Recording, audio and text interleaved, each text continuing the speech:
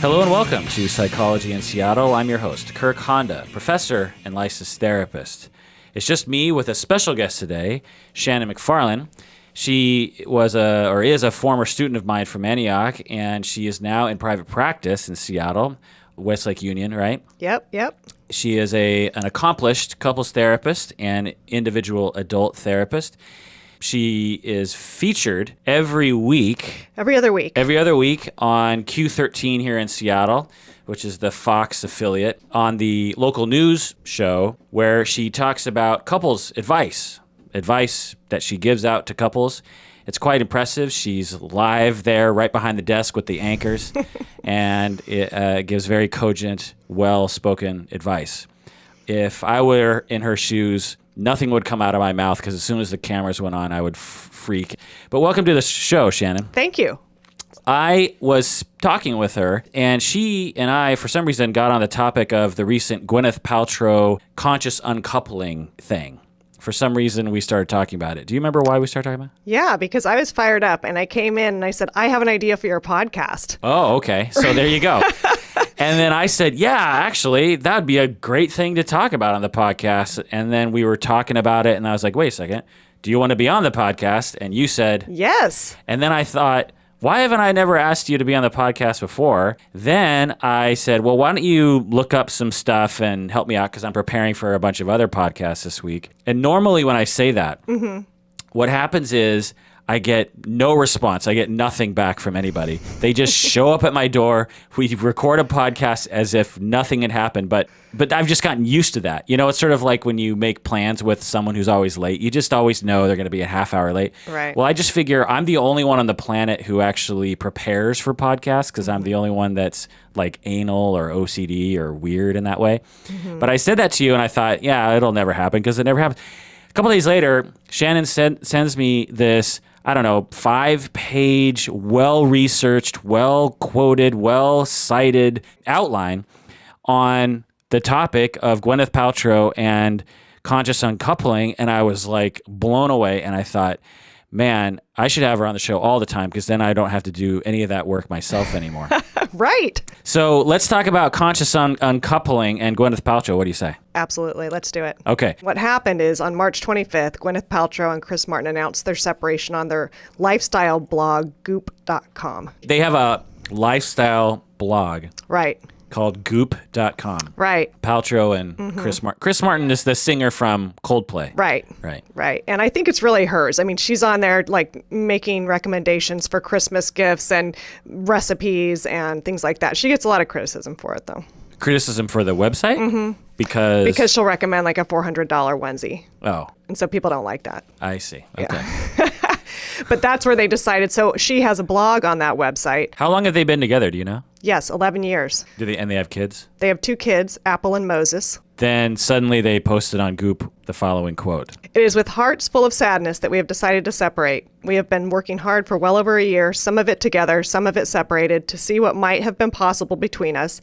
And we have come to the conclusion that while we love each other very much, we will remain separate. We are, however, and always will be a family, and in many ways we are closer than we have ever been. We are parents first and foremost to 2 incredibly wonderful children, and we ask for their and our space and privacy to be respected at this difficult time. We have always conducted our relationship privately, and we hope that as we consciously uncouple and co-parent, we will be able to continue in the same manner. Basically like it's a press release or something, right? Kind of. I mean, it's, I guess, just the way they decided to announce it. Or a blog or something.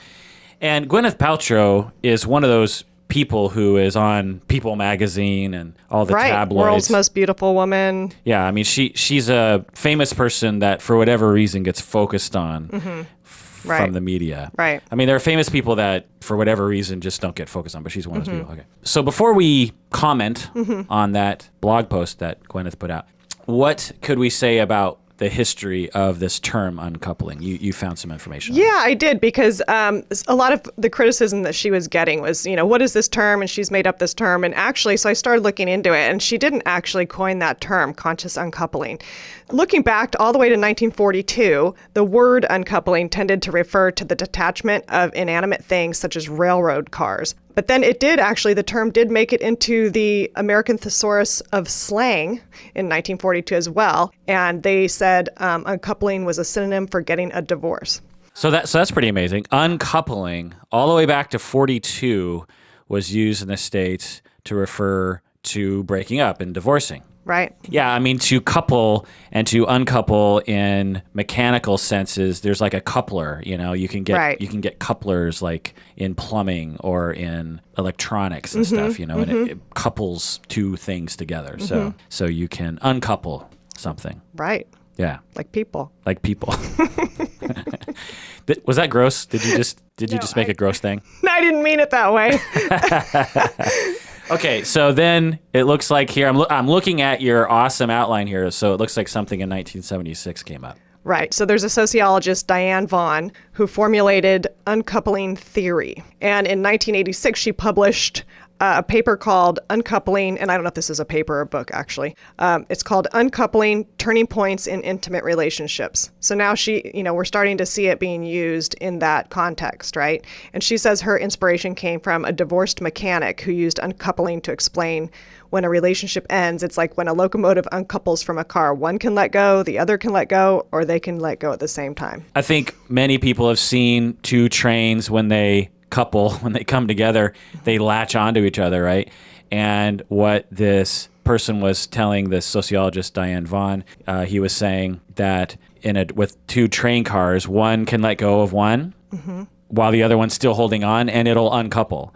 While the other one could let go, and the other, or they can both let go at the same time. Either way, it's uncoupling, which, is a apt analogy to divorce, where one person can divorce while the other person doesn't want to, and you're still divorcing, or both people can decide to divorce. And in the title of the book or the paper or whatever, we see in 86, Uncoupling, Turning Points in Intimate Relationships. So all the way back in 86, we have this example of this idea that it's not uncoupling, the end of a relationship. It's turning points in intimate relationships. So it's a turning point, not the end.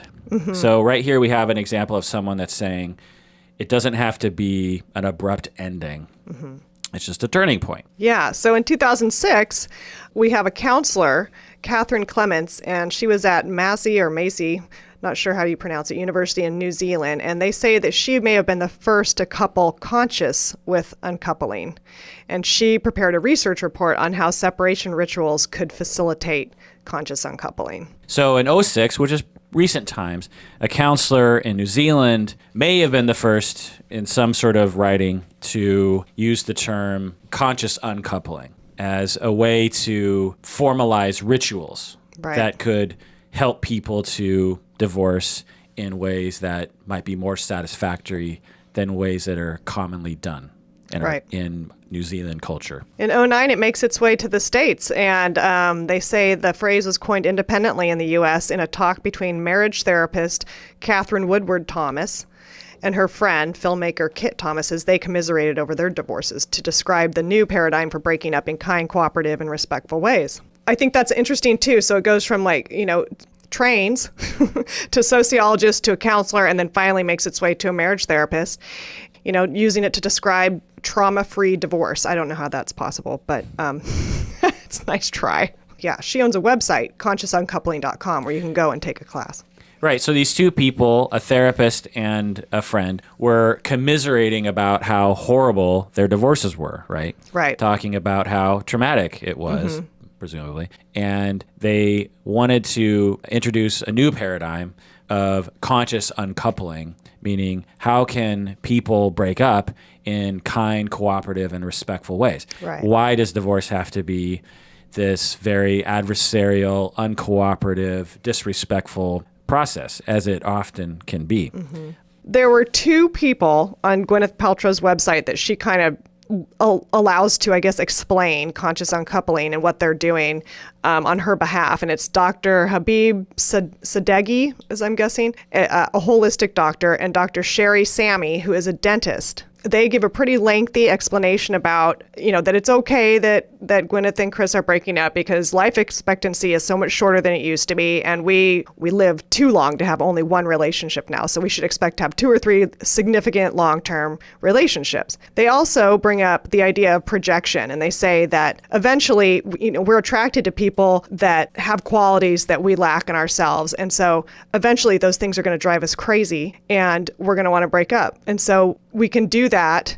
If we can be conscious about that, we can gracefully disengage when it happens, thank the other person for being our teacher, and then go on with our lives. They've received some criticism in the media, though, because a lot of people say they're not qualified to give this advice, that they're not psychologists or therapists.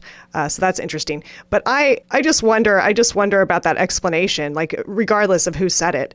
I started thinking as I was writing this up, if you're that conscious, could you just realize what's happening and work your way through it? Or do you have to actually break up? It seems like if you're going to be that conscious, maybe you can figure things out. Because part of the reason relationships go south is because we're unconscious in them a lot. Right. Yeah, there's a number of issues here in terms of what they're saying. I mean, the overall point I agree with in that why can't we develop protocols for divorce that are more beneficial for everybody? Right. I do too. We certainly have a lot of protocols around coupling, around dating, around asking someone to get married, around marriage, around having children, around living together, around, there's a lot of culture and a lot of guidance around how to do all that. It's in movies. People have done it before. There's advice, there's TV shows.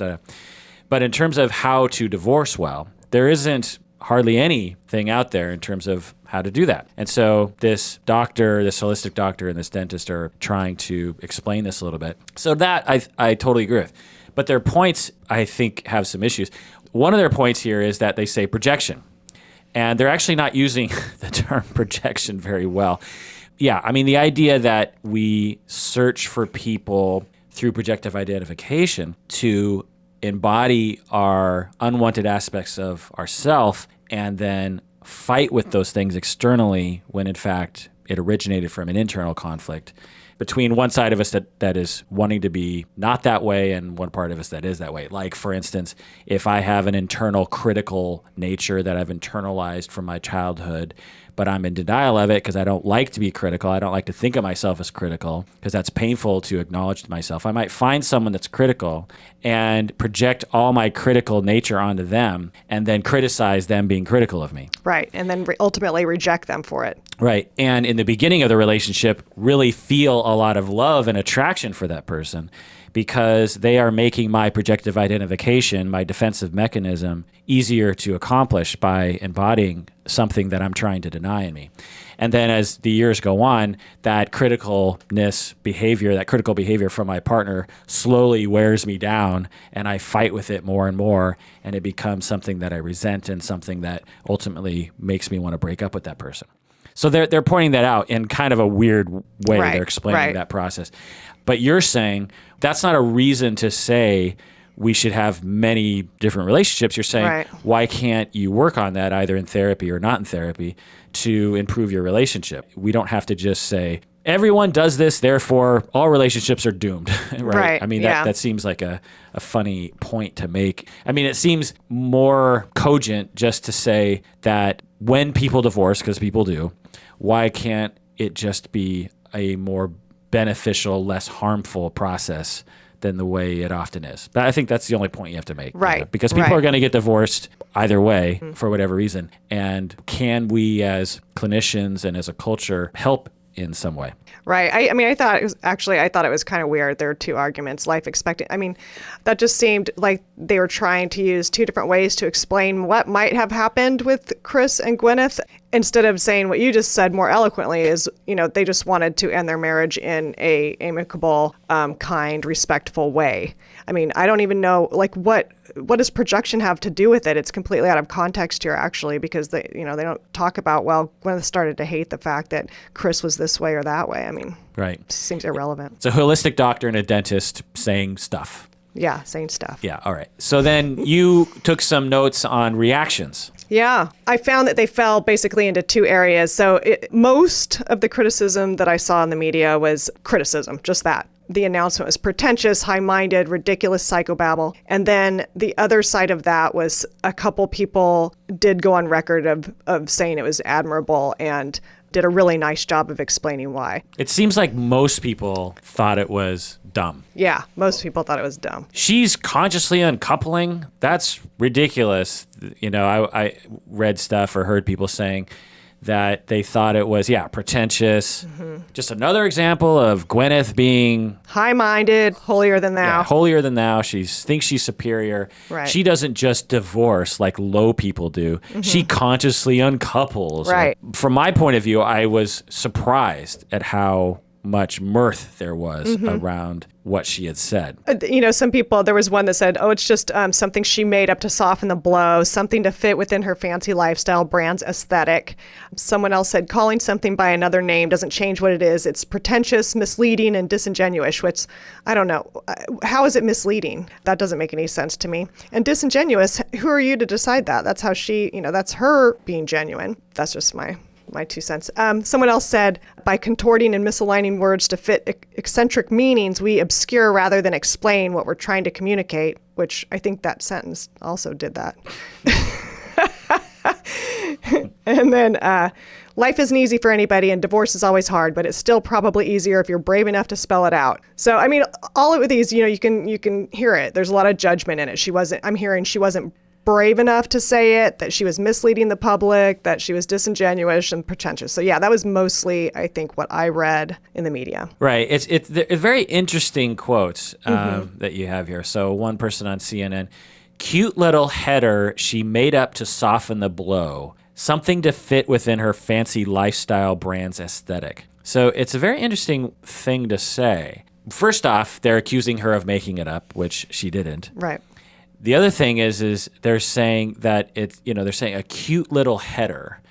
And I just think that it's a very interesting way of looking at it. It's like if she uses any other word besides divorce, somehow it's a cute little header. The thing is like she could have said divorce, or she could have said amicable divorce or something, but I was thinking about it, and the word divorce has a lot of meanings with it, right? It's not just what it means legally speaking, but it also typically paints a picture of contentiousness, right? If that's a word. If you just say a man and a woman, they go through a divorce, or they're divorcing right now, I think often it would conjure up an image of people that were adversarial, that were upset at each other, that were angry, resentful, not talking, lawyers and fighting over money and all that kind of stuff. And so because of our history with that word, I could see why Gwyneth would want to divorce with the word divorce. Right. So just to take the side of these people for a second. Sure. Because I actually know someone that's close to me that I think might actually be in this camp. And I'm trying to imagine him saying these things, and I can. And I'm trying to imagine why he would say these things, because he said these sorts of things before.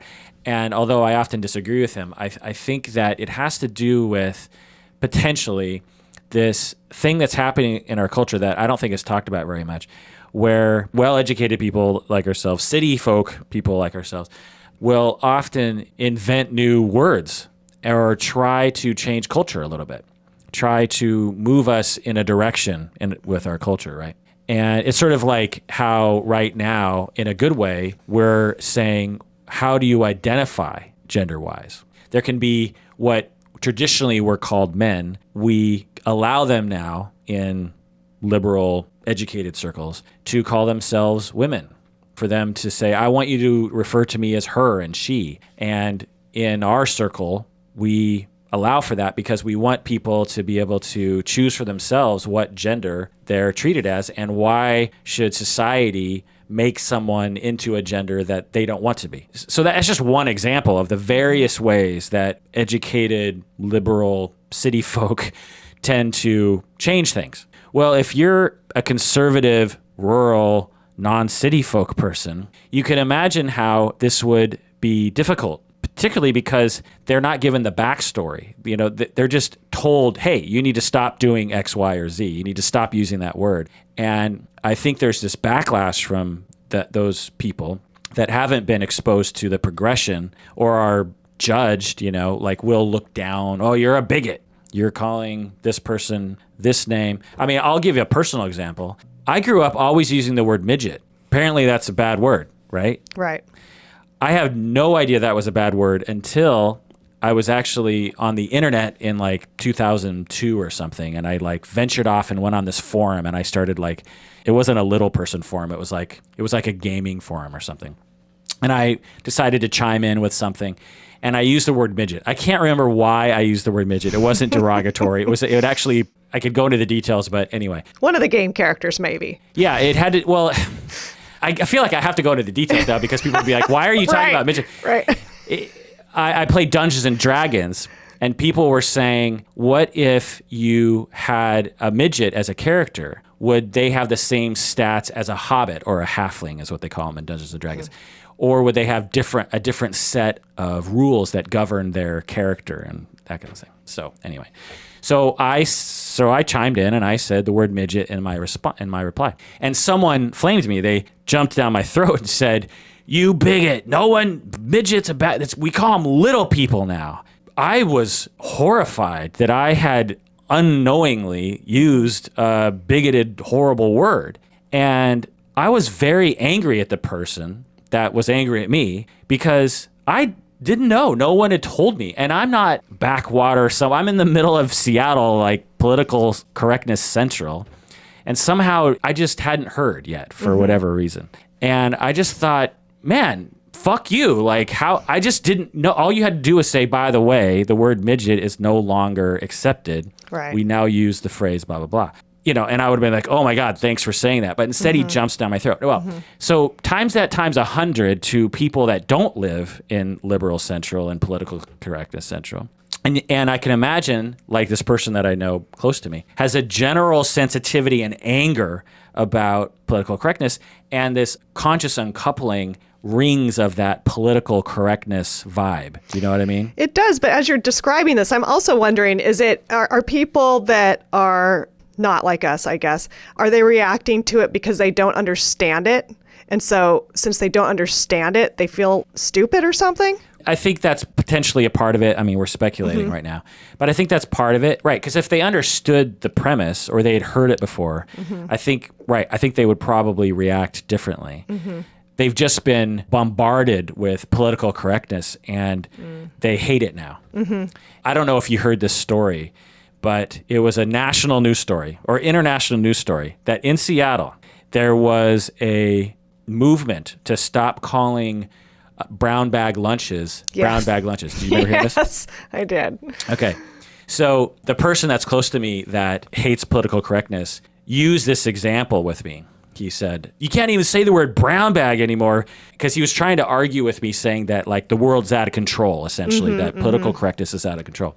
And I said, what are you talking about? And he said, well, in Seattle, some company said they can no longer call brown bag lunches because that's racist. And I just thought, who is telling you this? Because there's a whole section of people, I think, that just see us, you and me, Shannon, as these idiots. And so when another phrase comes along, it's just like brown bag lunch, that conscious uncoupling. It's just another example, and I'm gonna lay into it just because it's those liberals are stupid. We need to take back the night. We need to take back our language and keep it the same. We need to keep everything the same. And so I think that's essentially how people feel about it. I don't know. That's just speculation, though. Yeah. Well, that's a big part of the country because that's what most people are saying about this. So I also speculate that people are just jealous of Gwyneth Paltrow for whatever reason. Like, I didn't know until you and other people have told me recently that Gwyneth Paltrow has been criticized or slammed for many things she said, right? Right. Yeah. She's said some things that have been called ridiculous in the media. Right. So. Like what kinds of things? I am who I am. I can't pretend to be somebody who makes $25,000 a year. Do you know the context of what she was saying there? No. And that's part of the problem. I mean, they pull these quotes out and then they just use them. I have no idea about the context of that. Right. Another one was, I would rather die than let my kid eat a cup of soup. I would rather die than let my kid eat cup of soup. Right. I mean, on one hand, if you look at it from a classist point of view, she's being classist. Right. Another point of view is that I'm pretty sure she's like a uber health nut. Right. Like She has that cookbook and she's like crazy about, I mean, from my, because Right. I'll eat anything. I eat Spam, for crying out loud, as a Japanese American person. So I'll apparently eat anything. So to me, her regiment is very crazy. So that could be a statement on that, right? Right. That cup of noodles has probably everything that she hates in it. right. Whether it cost 25 cents or $25, she would say, I'd rather die than let my kid eat those ingredients. So it's hard to tell what Right. she's saying. Yeah. I mean, sure, of course that's classist to say that. And, you know, she could have been more thoughtful. If she actually did say that, I mean, I don't even know if any of this is true, right? But if she actually did say that, she could have been more thoughtful about saying that. So, I mean, I think most of the comments fall into that kind of the classist category because, you know, about her income. That Right. she, Well, didn't you give an example to me on or off microphone about a $400 onesie? yeah, during this podcast. Like, Okay. so, yeah, she's been criticized for things like that on her website. She'll say, hey, this is the best onesie in the world. And, you know, I don't know if it was actually a onesie, but she'll recommend, maybe it was a tank top, but it was $400. Right. And so kind of being out of touch with that, not everybody can afford that. That's Right. kind of the argument for that. Right. Right. I wonder if she would be judged as much if she were a man or if she were portly and overweight. For some reason, people really, really grab onto the things that she says. I don't know why she's such a polarizing figure. Do you? I don't. As a woman yourself, can you see her aggravating women? Because to me, anecdotally, it's a lot of women that are slamming her. Right. I don't know. Like, I think it's hard for me as a woman. I mean, I am a woman, yes. But I get really upset when people are so judgmental about other people that they don't know anything about. And I just think everybody should just be able to be themselves and make their announcements the way they want to. And why are people reacting the way they're reacting? I mean, what is that about? To me, that just seems kind of, it's just none of our business. As far as like what I think of Gwyneth Paltrow, I am one of the minority. I do like her. She makes me laugh in movies, and maybe I'm shallow. I don't know. But I don't know. I'm not offended by her. I think everybody says stupid stuff over the course of their lifetime, including me, including you. Everybody says stupid things, right? And so sometimes when I read some of these things that she says, I think, oh, Gwyneth, you know, that probably wasn't such a great idea. But I don't hate her for it. I just think that's too bad. That's really too bad that the media caught that one, you know? So, Yeah. I mean, we can't be perfect and self-aware in every moment. Yeah. You remind me of some of the Kanye West lovers that I know. Whenever Kanye West says something crazy, I always go to one of my friends and say, okay, so now do you see why people think he's so crazy? And he says, no, but actually just recently he seems to have turned a corner. He's like, I can't defend the guy anymore. Yeah. Well, one of the things that I thought about was what other words can we use? Right. What are the alternatives? Yeah. So you have divorce, which is, you know, there. But it, you know, as I said, comes with a certain amount of connotation. So what other words can we use? If you could use amicable divorce, right. I think that would be sufficient. I don't know why she didn't just use amicable divorce. But, you know, if you think about it, amicable divorce is not the same. So amicable divorce means you got along okay during the process. Like there wasn't too much damage done. But conscious uncoupling as a term it does mean something different to me. It means they actually thought about what they need in their life as people in a relationship, and they weren't getting it in this relationship. Right. Like that, it's more about the reason why they broke up versus we just did it nicely, amicably. To me, I just think this is wonderful stuff. I think the reason why it seems so foreign to conservative people, and I'm not meaning Republicans per se, but I'm just saying people that aren't progressive or don't like things to change. I think the reason why it's so foreign is because divorce was and still is a very shameful thing. And so people won't even tell people they're getting divorced. Right. I mean, when you get engaged, you announce it to the world and Facebook. But when you get divorced, it's like, you know, how long can I not tell people? What's the longest amount of time I can wait before I have to tell my parents? So it's a very shameful thing. It's humiliating. So therefore, people just try to ignore it. And I'll just extend this to just breaking up with people. And it's been a shtick of mine for a long time that I wish in our culture, people actually, whatever you call it, had several conversations around breaking up. You know, oftentimes the breakup conversation is this traumatic, like, short event that happens once. And then it's just like, fuck that, guy and fuck that bitch. And I'm not going to talk to them and we're done. And I'm not going to talk to that person. And then you just build resentments. You have all sorts of questions. You start making up your own story, your own narrative of the breakup and of the relationship. Whereas if you could talk and then express your feelings and go back to your corners and a month later come back and talk. And I don't understand. Was the relationship all a sham? Did you ever love me? The other person, of course I loved you. But at the end, I didn't love you in that way. But yes, for 20 years, I definitely loved you. But it started to die off in the last couple of years. That's why I was so distant. Oh, okay. So the whole relationship wasn't a sham. It was just the last 2 years. I think that's a lot more palatable than what I had in my head, which was the whole relationship was a big sham and you never loved me because I'm not a lovable person. Well, and you hear people say that. I see that in books and movies. I never loved you. I mean, why would you say that? You never loved, really? Yeah. Then you're stupid for Right. having married that person because why would you do that? It's such a weird thing that's what they have to make it about to justify their leaving. Well, and I think some people might even say that as a result of having so much negativity around breaking up. Right? There's so many negative things that get thrown across because of the hurt that everyone feels and the fear that everyone has. They end up striking out at each other and then things are said like, I never loved you. I mean, I wonder how many people actually believe that to be true. I know. I can imagine someone being reactive and upset and saying that out of reaction, but if they really thought about it, they would say, well, it's not really true. Right. But think how damaging it is. I mean, I actually know people who have had that said to them and it really throws you for a loop. So was the last 10 years just a lie? Was it a fake relationship? What was happening? And so you really question, at least then you can't even preserve those memories. I mean, so if you had a conscious uncoupling experience, if these people did, then they're presumably, I don't know, and I don't know if maybe in conscious uncoupling, it's like I'm consciously telling you that I never loved you. I don't know. I have no idea.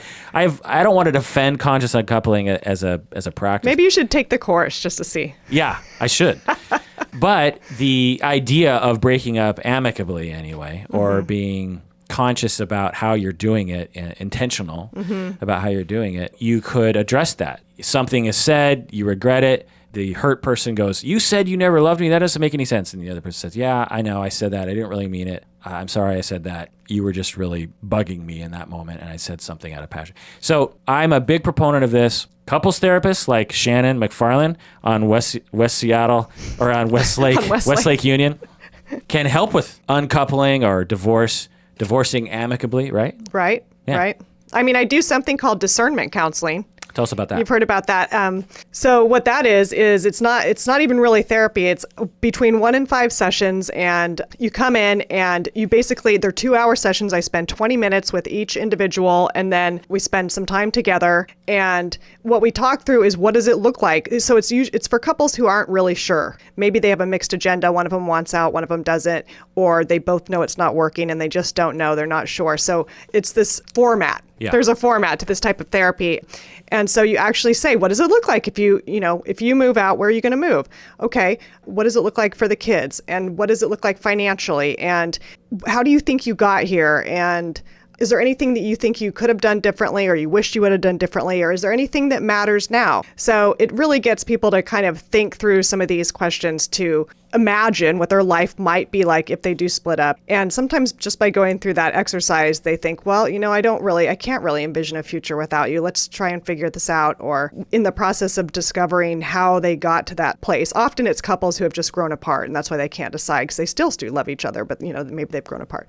So it's very effective. So it's usually 1 to 5 sessions, and then at the end, they have a choice to make, and that is either commit to 6 months of couples therapy with separating off the table, so they don't talk about that anymore and they just work on the relationship, or they can decide to split up, and I can help them do that in an amicable way, or they can just keep going as if, go back to what they were doing. So you're saying that often people, upon exploring what it would look like to divorce, where they would live, what the kid arrangement would be, the splitting of the assets, that couples actually think, I actually don't want that. I want to stay together. Right, because I think some people have this fantasy of like, oh my gosh, it's going to be great. I'm going to live alone, eat pizza every night. I can go to bed whatever time I want. And they, this fantasy of just having alone time or seeing their friends more or whatever it is they want to do, but they don't think about the reality of it. And okay, what this means is I'm going to be a weekend dad, or, I'm going to have to move into some shitty little apartment because we can't afford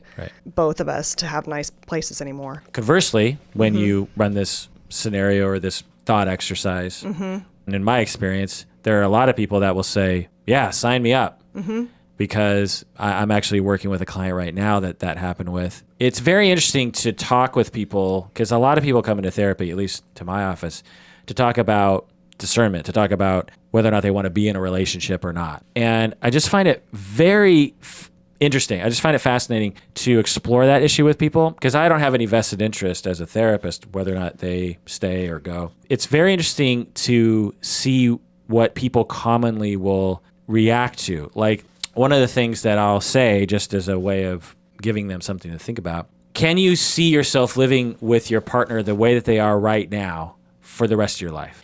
And I find that when someone is in a relationship, both feet, but upset, they'll say, well, yeah, I really wish they would change these things, but yeah, I could see being with this person the rest of my life. I could see that. And then if you ask someone who has one or most of both feet out the door, in their heart anyway, they'll say, absolutely not. I do not want to live with that person the way they are right now for the rest of my life. No way. That is not acceptable. I mean, you'll just hear it, in their voice.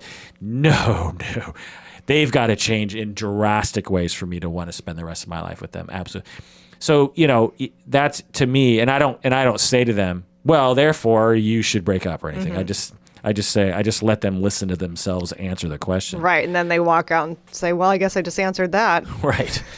or I'll say, wow, that really says a lot, what you're saying right there. I think that's the benefit of talking to a therapist about it, because it's not your friend. It's not somebody who has this vested interest in you as much as, of course we have a vested interest in our clients, but for us, they can do whatever they want, and that's okay. And so they actually get to just talk through it with somebody in a different way, I think. Yeah. In my head, I was thinking, what do friends and family usually do? And I was thinking, they usually encourage people to break up. But then I was actually thinking, no, there's a lot of examples I've heard from clients where they talk to people they know and they all encourage them not to break up. There always seems to be a bias. Whenever you talk to your sister or your friend, there's always a bias that they'll have. It's very uncommon. It happens to find someone in your life that when you talk about a dilemma like this, they'll be like, well, wow, that sounds really tough. What do you want to do? It's, I could see you being with the person. I could see you breaking up. I really see the dilemma. No, most people are like, wow, you should dump that asshole. Right. What are you doing? Or they say, marriage, it's work. You got to make it work. So, I think you're being a little overcritical. Just, So it seems like there's always that tendency. And I've always wondered why people, I think it's because in general, when you hear about someone's problem, you want to solve it. You want there to be a solution. So I see here on the outline that you have a quote from Gwyneth about what she has to say about her image. Right. Was this in response to the conscious uncoupling, or was it from before this? No, this is from before this. Okay. Yeah. Who knows what she has to say now, but maybe it's just ditto. But I liked what she said, actually, maybe because it sounds very psychological. But she says, people project a lot of stuff onto me. It's nothing to do with me. I don't read stuff about myself. I feel like it's none of my business. People perceive that I have too much. I understand that, but I also feel like I've suffered so much. It's not something I talk about. I don't have a perfect life. I don't have a perfect anything. I have incredible struggles, and I'm far from perfect. I struggle like every other woman, every other mother. I understand that things look a certain way.